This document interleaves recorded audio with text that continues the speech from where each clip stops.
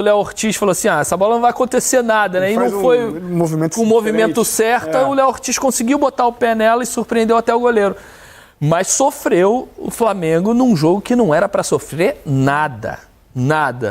Obviamente, cara, puxar a rabiola, tem o jogo de domingo, jogou todo mundo, aí tem confraternização, título, vai pegar um time muito fraco na quarta-feira, de repente o foco não foi o mesmo.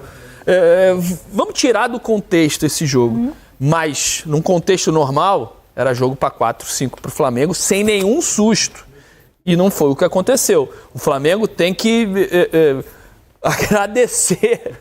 O Pedro está até agradecendo aos deuses, porque foi 2-0. Porque se fosse uma justiça, o Palestino até merecia o empate. Acho que os números entre primeiro e segundo tempo ilustram bem isso que o Roger está falando, da diferença do que foi o Flamengo avassalador do primeiro tempo para o que foi principalmente o início da segunda etapa, né? O primeiro tempo é isso aí, 75% de posse de bola, 12 finalizações, só aquela que a gente viu, né, no gol do Palestino, aquele contra-ataque, 6 finalizações certas, 300 passes, 5 escanteios, 11 desarmes, enfim, um Flamengo que atropelou no primeiro tempo, mas só fez um gol. E aí, na segunda etapa, olha a diferença dos números. O Palestino tem um pouco mais de posse de bola. Dentro do Maracanã, o Palestino tem mais posse de bola do que o Flamengo, né? Finalizar igual. Mesmo número de finalizações. Igual, finalizações certas. Olha a quantidade de passes do Palestino no segundo tempo, né? Mais que o Flamengo. Pra mim foi mais um problema físico. O próprio desarme. Você tem 12 do Palestinos tendo mais bola. Porque quando o seu desarme é alto, é porque você tem menos bola. Aí você tem que desarmar. O Palestino teve mais posse de bola e mais desarme. E aí tem um ponto também. Achei que o Tite demorou a mexer. Achei que o Tite foi empurrando, o Flamengo sofrendo, ele não mexia. O Luiz Araújo não fazia uma grande partida. O Everton cansou no segundo tempo.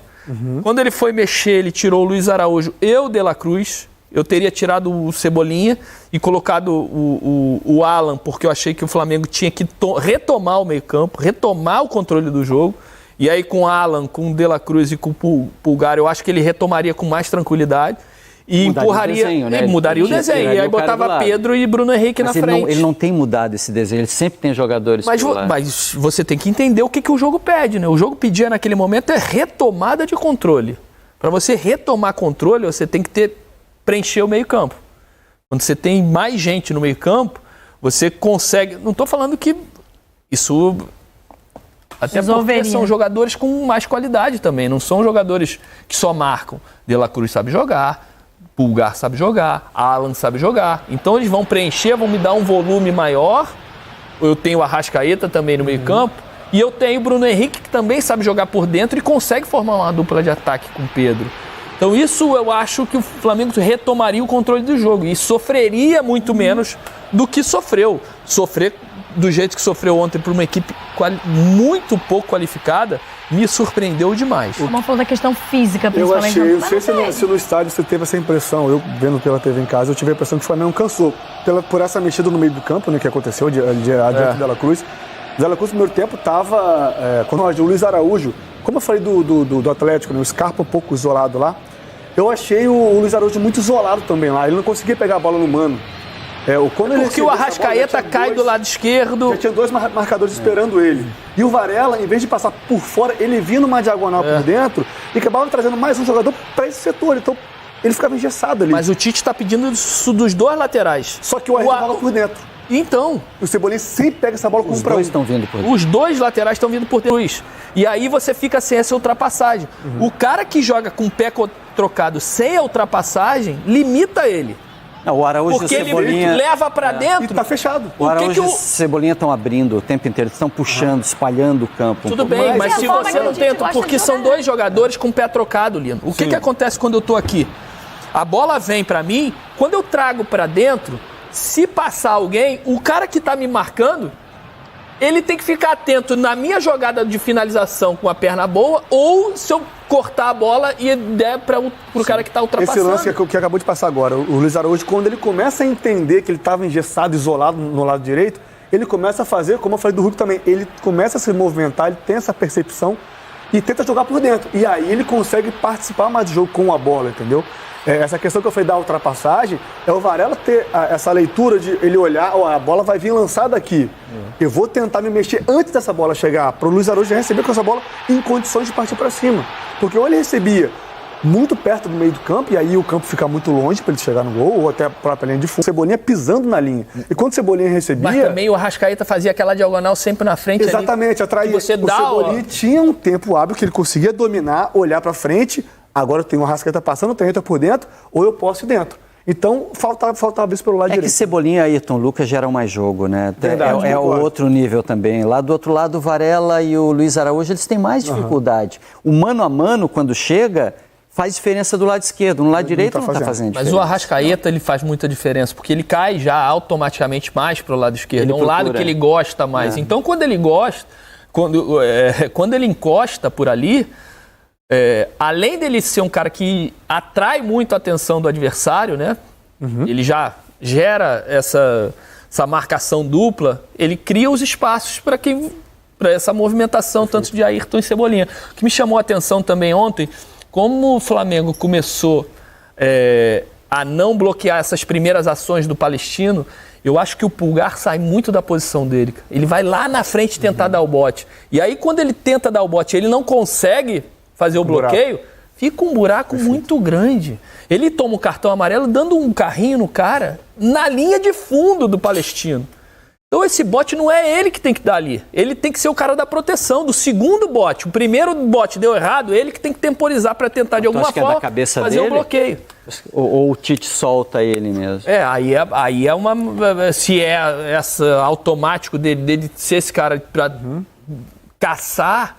Mas ele tem que ter o limite, né? Porque os zagueiros estão lá na frente. Se os zagueiros estão lá, ele está em bloco apertando. Tudo bem, mas se ele sair e o De La Cruz mais na frente, essa linha fica muito distante dos zagueiros. Os zagueiros não podem acompanhar, eles têm que estar num limite, porque tem impedimento, né? Eu vou lá na frente e aqui a linha do meio campo. Alguém pode se posicionar ali, a bola longa arrebenta o Flamengo. Então os zagueiros, eles têm um limite para subir. Eles não podem subir tanto. E aí o volante, quando sai lá para dar um carrinho lá na linha de fundo do adversário, cara, fica um espaço aqui muito grande. Por isso que o Palestino começou a trabalhar. Né? O Pulgar tem a característica de ir mais próximo à área, é característica dele, né? É dele. Já tem essa característica de tentar infiltrar e aparecer ali até para finalização. Mas aí com a bola, eu tô falando sem a bola. Só que aí muitas vezes ele vai tentar dar esse bote lá na frente. E aí o bote, se for errado, fica um buraco muito grande. Esse assunto desgaste é o melhor assunto hoje no Flamengo, né? Quero chegar nesse ponto que o Ramon falou também. O tal do flash para dar um up. Né?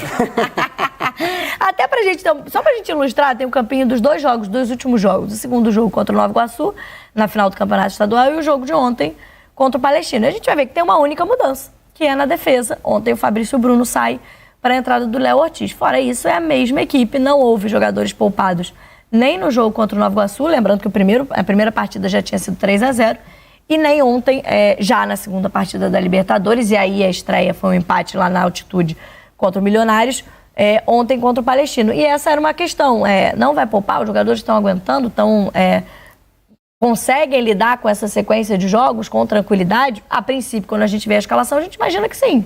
Não tem nenhum problema físico. Não tem time no Brasil mais capaz de fazer isso que o Flamengo.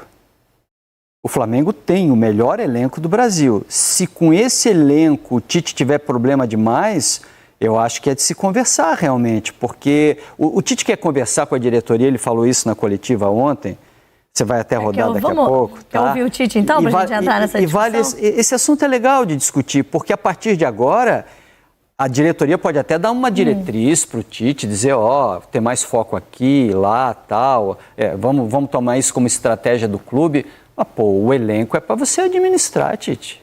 Vamos ouvir o Tite também, porque a gente mostrou, por exemplo, ontem a ideia que ele dá é outra. Tá usando o mesmo time há 3 partidas, parece que fisicamente tá todo mundo inteiro. Não vou poupar ninguém. O segundo jogo contra o Nova Iguaçu vai ser por 3-0, mas vai todo mundo. Contra o Palestino, o time mais fraco do grupo no Maracanã, vai meu time principal, mas aí na entrevista coletiva o Tite falou, inclusive porque foi perguntado também sobre as substituições só quase na segunda parte do segundo tempo, e aí trouxe essa preocupação. Eu não tenho, assim, essa dimensão. Nós vamos sentar com a direção, tá, Luiz, para estabelecer prioridades. Porque é humanamente impossível tu trabalhar com competições agora com tamanha grandeza e tu ter toda a equipe se repetindo quarta, domingo. Por exemplo, hoje entrou o Léo Ortiz, o Fabrício estava com 6 jogos seguidos, o que mais estava, com 2 viagens, extremamente importante. Então, nós vamos ter que, nessa valorização do grupo todo, a utilização da equipe, né? Então, todos estarem preparados, eu externo isso publicamente, porque esse é o discurso que a gente faz. Porque vai precisar de todos fresh. Num jogo onde ele foi de responsabilidade, nós sabemos que tínhamos que vencer, de um grande primeiro tempo, de um volume muito grande, um número de oportunidades muito grande. E na medida que tu não faz o segundo gol, começa a ficar tenso, começa a ficar nervoso, começa uma bola parada, começa a se ver, vai ficar... E aí a equipe também tem que ter essa maturidade para jogar com essa pressão, com essa expectativa, como fez, e fazer o segundo gol. Porque isso vai gerando esse encorpar da equipe de passar por esse momento. Não queria já fechar um primeiro tempo, porque merecia já 2-3-0 no primeiro tempo. Não o fez e ficou pressionado, o segundo tempo. Felizmente ela teve a oportunidade de definir, também com trocas importantes, porque nós precisávamos de fresh, de jogadores, né, para dar esse up como aconteceu. O seu fresh para dar up, lindo. Mas concordo contigo, eu acho assim, com o elenco que o Flamengo está montando, e a cada ano com mais peças. Esse ano trouxe o De La Cruz, trouxe o Vinha também como opção para a lateral esquerda, trouxe o próprio Léo Ortiz ontem, opção do Tite. Com esse elenco não dá para não ter prioridade? Não dá para colocar todas as competições no mesmo nível? O que o Tite quer dizer é quase um pedido de socorro. Ele está chamando a direção para participar disso também, porque ele não pode decidir sozinho. E é evidente que em alguns momentos você vai ter que priorizar. Você vai ter que usar alguns jogadores aqui, outros lá. A responsabilidade é dele, mas isso também é diretriz de clube. Só que é possível administrar. O elenco foi montado para isso, só que ele não quer decidir sozinho. E ele está certo. Ele não está errado. Sim. Ele vai chamar o futebol do Flamengo, eles vão discutir, vão fazer essa administração de elenco e a partir daí compor o que é a temporada. Porque não são decisões simples. Mudar é necessariamente priorizar? Eu acho o seguinte, eu acho que dá, principalmente com o que o Flamengo tem. Assim, não é mudar os 11, é tirar um ou dois aqui, um ou dois ali. Isso não é priorizar. Esse é o ponto. Eu sou totalmente contrário àquele que joga... Não, final de semana joga um, quarta-feira ou quinta joga outro. O jogador de futebol não consegue fazer 5 jogos seguidos, quarta e domingo? E aí tem a fisiologia ali, fisioterapia, parte física para entender isso. Os caras podem... O máximo que dá para fazer são 6 jogos seguidos. Então administra em 5. E aí faz uma rotação para que você não precise mudar. Muda 2 por jogo, olha. Joguei assim, esses 2 precisam descansar. Coloca outros 2. São 5 substituições. E ainda tem isso, né? Isso você ainda tem as 5 substituições, que é diferente da nossa época, que mudavam 2, depois foi para 3. Cara, dá para administrar. A questão é que o Tite é inteligente demais. Tem a questão disso, de transferir a responsabilidade também, ou trazer a responsabilidade também com a diretoria, mas ele sabe que o time jogou mal ontem. Ele sabe que no segundo tempo foi muito mal.